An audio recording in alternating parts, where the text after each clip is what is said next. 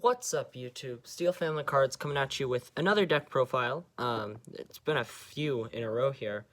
So this is my Lightsworn deck profile. So I've been testing Lightsworns for a while now, and I think I've come to the conclusion that this might be my favorite deck I've ever played. Just the concept of being able to dump like half your deck into the graveyard in your first turn is so fun to me, especially because you can flex crazy cards like Chaos Ruler.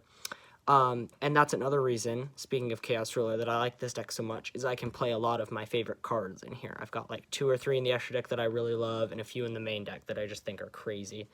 So yeah, let's just get right into it. So starting off with our Lightsworn deck profile, obviously we have Triple Raiden. This is your main starter, level 4 tuner, just mill 2 to start off your plays. Level 4 tuner is an important theme in this deck. The whales play 3 Lumina. This is decent to see. Just discard 1 to summon back your Raiden or anything else you need. Not a hard once per turn, which is crazy. You can resolve this multiple times per turn and just get some crazy advantage that way.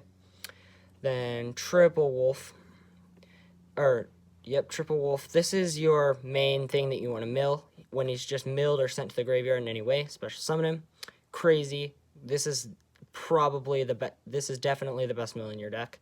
Your next one will be Felice, which is kind of like Wolf, except for she only triggers off of when it's milled by a monster effect. So if you have like your spells going off to mill her, then she doesn't trigger, so that's unfortunate.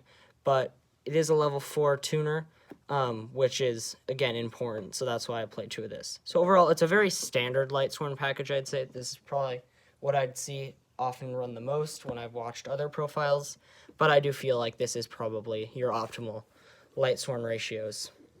You could also play Twilight Sworn Lumina, the one that banishes a Lightsworn from hand, like Special Summon one from Banished, but that does require more set off, and I didn't have a flex spot for it, so I don't not run it. Next, probably, again, one of my favorite cards ever, Chaos Dragon Levioneer. This card is crazy. This is your big main deck guy, your big boss monster. So Levioneer is just banish lights or darks, and it gains an effect based on what's banished. So if you're banishing all lights, you can summon something back from grave. If it's all darks, you get to rip a card out of your opponent's hand, and if it's a combination, you can just pop stuff on the field. So it's just crazy. I love this card. You play it at 3 because you want to see it as often as possible. You can draw into it during your combos occasionally. This is also a spot where you could run a Chaos Ruler if you wanted to, but I don't have a ruler just because it's like $10, and I feel like Levioneer is just kind of a better payoff for the setup required, because for a Chaos Ruler, you have to have a light and a dark engrave, or not ruler, creator, that's the card I'm thinking of, the one from Tomb Chaos where it like banishes stuff and it can target your banished cards and summon them. It's like good and it's powerful, I will say that, but the light and dark specific kind of requires a little bit more specific setup, and I feel like just the summon back isn't really worth it in terms of the crazy amount of setup, the more specific amounts of setup that you have to do, and I just like Levioneer more, so that's why I'm not running it. And I feel like it's an unnecessary $10 to spend that I could use to waste money on getting higher rarities of stuff in this deck. So yeah. And then also for our Chaos Monsters, we have 3 Chaos Valk. This card is really good. It's just banish a light or a dark to special summon from hand. It is a once per turn, unfortunately. But the reason I run this at 3 is because this card also has an effect when it's banished from grave. You can send a light or dark monster from your deck to the grave, but you can't activate its effects or anything. But this fuels your grave, and so it actually has a good graveyard effect, so this is a decent mill, which is another reason why I run 3 of it, because not only does it have good in-hand effects, it also does have a beneficial effect when it's in the grave and a use in the grave. So it is a decent enough mill. Next, we have Baby Dragons. I finally got my Ultra Baby Dragons. These obviously just banished summon each other. I've explained these in some of my other deck profiles where I run these. They're just so free, and they just float so well, and they loop with Chaos Space, so it's just crazy. These cards are really good. Next, the glue that holds any rogue deck together, a hefty danger package. We run 3 Mothman, 3 Chupacabra, and the Jackalope. Level 4 dangers are running this, the Chups and the Moths, because you have your Chaos Ruler, which is an 8, and all your tuners are level 4. So you're essentially just trying to turbo him as much as possible because he's crazy and can start off all your plays. Moth, all of the dangers, essentially you just reveal in hand and you discard random cards, summon them if you didn't discard them, and when they're discarded, they do have an effect. That's not as relevant. Chupacabra's effect does come up sometimes because it's a special summon another from grave, but in general, you're just running them because they're free level 4 extenders, and they can draw you cards, and they're just very good. So that is a very crucial component of the deck strategy. We also run a small clown package. These are mostly for mills. You run Trick Clown because it's probably, I'd say, second best mill after Wolf because it does trigger off of spells. Damage Juggler because you can banish it to add Hat Tricker. Hat Tricker just summons itself if you have 2 or more monsters on the field. So again, just good extenders. This part of the clown package is debatable. Like, I've been considering cutting this because this is a dead mill. But when you do mill this, you can add this, and this isn't bad to draw on its own because it is an extender. So yeah, I've been debating whether or not I want to cut them or whatever. But right now, this is the ratio I'm happy with. I wouldn't say that you'd run these at 2, but you could arguably bump this up to 2 because it is good enough. Then we also run 3 Gamma and a Driver because I refuse to run a deck without hand traps. And this is, if I figure you're playing 1 hand trap, you might as well play one of the strongest Gamma. This is something you could probably cut. I've been testing a build where I just run 3 Nib. Because it is, again, light attribute, so light or dark hand traps is what I'd recommend running, because you can use them to banish to summon things if you do mill them, so they're not completely useless in grave. But essentially, in Modern Yu-Gi-Oh, you have to run something to interrupt your opponent on their turn, or a going second card of some kind to be able to do something against your opponent besides your own combo plays. So that is why I am running hand traps, even in Lightsworn, which you traditionally aren't supposed to run hand traps in, but yeah. So again, this can be like 3 Nib, and then this can be just another flex spot for something else. Then moving on to kind of more of our one-ofs, we run Safer, because I have 1 Safer. This is a good mill, because you can banish it to add a level 8 dragon monster in grave. So you can banish this to add Levioneer, and it's actually not a horrible normal summon, because you can send it to grave to add a baby dragon, or like this and a baby dragon to add Levioneer again. So it's good, decent mill, decent starter, and just overall flexible enough that it does definitely deserve its spot in this deck.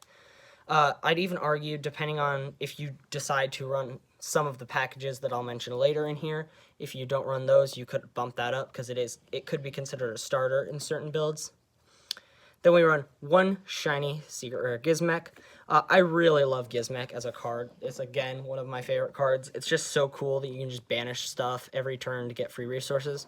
So Gizmek, when it's in hand or grave, you can just banish top 8 cards of your deck face down to summon this bad boy. Level 8, decent beater, just really good, recurable, powerful card overall.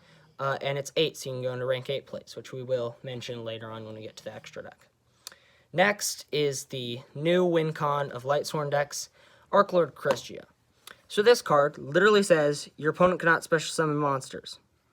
So it actually says neither player can special summon monsters, but you have ways of getting around that. And so normally, Christina would be hard to summon because you'd have to have 4 fairies in grave. You play like no fairies in this. I don't think you could. I think it is possible technically to summon this legitimately if you have all 3 Chaos Valkyria in grave and Minerva's in grave from your extra deck. But you can summon this back using graveyard reborn effects. So you have Levioneer is probably your main way of getting this out. At the end of your combo going off to make a board, you'll just summon a Levioneer, plop this down on the field, and your opponent essentially will scoop if they can't out it. Or you can run other different reborn effects to get this out of grave. So we'll mention more of those later on in the video. Next, for kind of our more one-off cards, we have Tracer, and this will make sense when you see the spell lineup, and I'll explain more about it later. Next, we have triple Charge of the Light Brigade, obviously. This is an insane card. Again, one of my favorite. You can mill 3 and then add a Lightsworn. This card is so crazy. I mean, mill's good, ad's good, just solid card overall. I love it. Then we're running 2 Solar Recharge. This is a really good card. Again, you can play crazy spell cards when you play Lightsworns.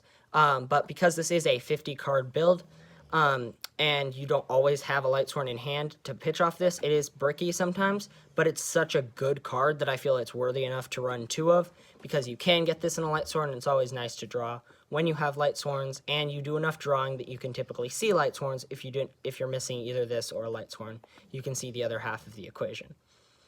So that is a good ratio for that, I believe, in this build. And then we run triple Chaos Space. This is, again, one of my favorite cards. It's just so crazy with the baby dragons. You can discard a light or dark to add the opposite baby dragon. Then you can banish this to recycle it and draw 1. So this is part of your draw power, again, with stuff like Recharge and Chaos Space, as well as extra deck stuff. You can typically see a decent amount of new cards off the top of your deck, minus your mills, in this deck. So that's always advantageous.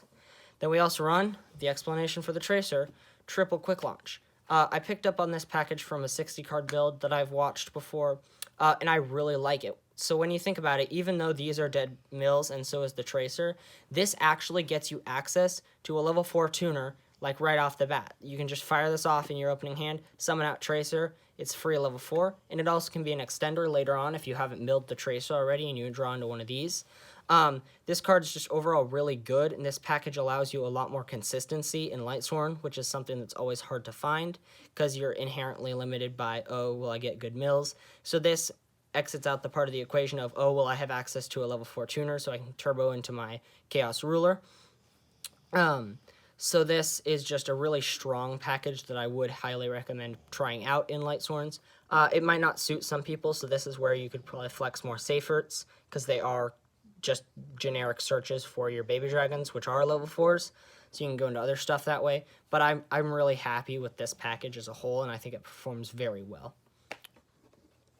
And then for some power one-ofs, we just run Foolish and Reborn. These should be fairly self-explanatory. They're just so free. Foolish is anything in the deck that you want. Free Wolf, free Trick Clown, whatever. And Reborn, if you reborn a Christia, you don't have to waste your Levioneer Reborn on it, and you can make an insane board. So yeah, that's that. That wraps up the main deck. Again, 50 cards, so as you can see, it's pretty thick. And then moving on to our extra deck. So obviously, right here at the top, we have, again, one of my favorite cards of all time, Chaos Ruler, the Chaotic Magical Dragon. This card is nuts. So when he's summoned, you excavate the top 5 cards of your deck. Then you can add a light or dark from that 5 to your hand, which is like already good. But you get to send the rest to the graveyard, and that counts as being sent from deck to grave for things like Wolf and Felice. So you can trigger those off of this. So it's essentially a mill 4, but you get a kind of selectively mill, and you gain advantage off of it by adding 1 to hand. And to top it all off, this can reborn itself from the grave by banishing a light and a dark to summon itself back out and be a rank 8 body to go into rank 8 plays. This card is just so incredibly strong. And it really makes Lightsworn a lot more viable. So definitely play this. Then we also run Boral Savage Dragon. It's just a super strong end board option. Omni Negates are very good, and it got a nice new shiny reprint, making it affordable. Then Dragster, again, this is another strong piece of your end board. I just have these organized by extra deck type, so that's why it's all synchros are here. Then moving on to our Xyz, we have the previous figurehead of Lightsworn before Chaos Ruler came out, Minerva. Still a crazy card. It's just a generic rank 4. You can detach a material to mill top 3 of your deck, and any Lightsworn monsters milled, you got to draw that same number of cards, so this can get you more card advantage. I mean, if you mill 2 Lightsworns, you can draw. If you mill a beast off of this, then you're just plussing by a ton, because you get to draw for milling him and summon him. It's just really good overall, very strong card. This is your other main way to get Christia out of the grave, Dugaris. This is probably one of the best generic rank 4s ever printed. It's just detach 2 materials to draw 1, discard 1, or detach 2 materials to special summon 1 from grave. It does have various downsides applied to that effect. I think if you do the draw, you can't draw phase on your next turn. and if you reborn, you have to skip like your next main phase or something, but it's totally worth it just for the insane flexibility and power of this card. Very good card. We also run Abyss Dweller. You can occasionally just have extra rank 4s on board, or level 4s, and so you can use this to just be an Xyz 4 on your end board. And then this is your main rank 8 plate, Hope Harbinger. This is just a good generic spell negate, and its attack redirect effect actually comes in clutch a lot because people just forget about it, even though it is very applicable. Because if you have something like a low attack Appaloosa on field, you can redirect it into their attack to attempt to get over it into this, and then the Appaloosa keeps its negates. It's just a really strong, good card overall as an option. And you can make rank 8s quite consistently in this deck with things like Levioneer, Gizmek, Chaos Ruler, so it's just a strong option. We also run some generic link 2s. These are mostly run to just kind of get stuff engraved, but Geonator Transverser recently came out in Phantom Rage. This card's actually really fun if you can resolve it. You get to switch the control of monsters this card points to, so if your opponent doesn't play around this, sometimes you can punish them by stealing their monster and giving them something much worse. It also has an effect like this link card and monsters it points to cannot be destroyed by opponent's effects, which actually does come up sometimes, so it is just decent. And then Barricade Board is just a dark that's generic link 2. We also have Curious, Lightsworn Dominion. This card is good. You just get to choose one card to send from deck to grave, so this is another more consistent way to get Christia. The only restrictions to this card are, of course, you have to use 3 monsters with the same attribute but different types. So you'll have to make sure that you have different types of Lightsworns on field, essentially, is what this is most often made of. But it gets to send a card from your deck to grave, and then mill the top 3 cards of your deck, both of which are very good effects. So it is a very strong option to play in this deck. Then another little package that kind of conflicts with our typical end board is IP Unicorn. IP is a very good end board monster, of course, as always. But in this deck, since you're kind of aimed at turboing out Christia, more often than not, you'll kind of just use this as like a generic link 2 body. But it is good enough that like if you don't have access to Christia, say your opponent like crows it out of your grave or something, then you're going to want to have IP in the extra deck so that you can go into the IP Unicorn package. This will be even better when I get my copy of Underworld Goddess. Spoiler alert, that'll probably show up later. Because then you can IP into that. So I do think that the IP package is probably worth running in this deck.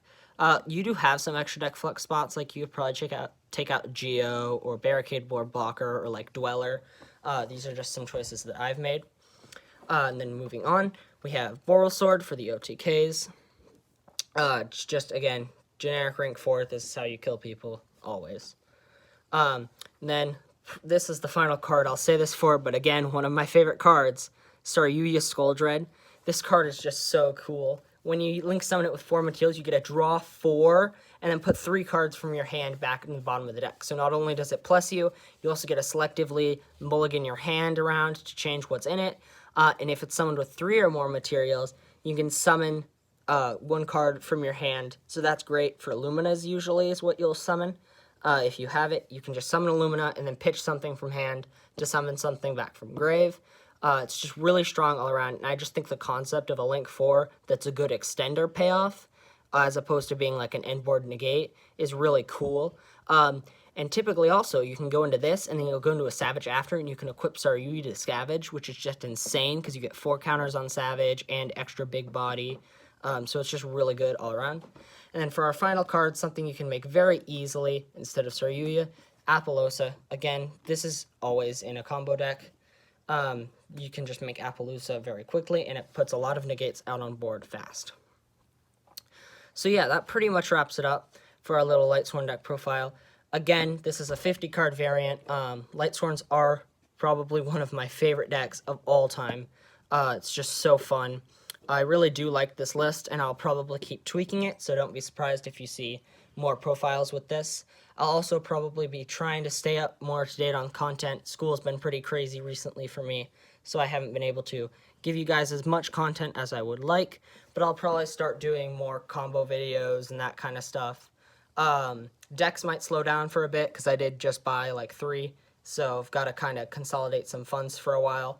but I will try to do stuff like mix Lightsworn engine in with other things that I already have. So you might see stuff like Lightsworn Eldritch in the future here. And yeah, that'll pretty much wrap it up for the video. So I'll just be saying, Steel Family Cards signing off, saying ta-ta for now.